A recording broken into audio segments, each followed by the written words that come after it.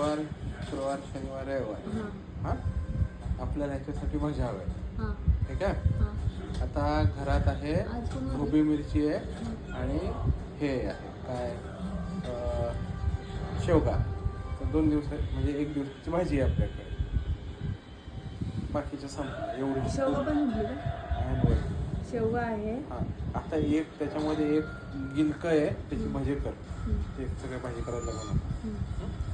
त्याच्यानंतर मग हे बघ 3 सुक्या आणि 3 कोरड्या भाज्या आण. त्याच्यामध्ये फ्लावर आणू शकते, हे आणू शकते.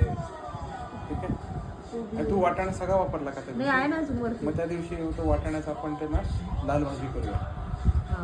काही नाही लाल भाजी. आणि मग 3 कोरड्या भाज्या आणि 2 रस्सा भाजी, 3 रस्सा भाजी आणि 1 दिवशी तसे आपले हेच राहणार आहे.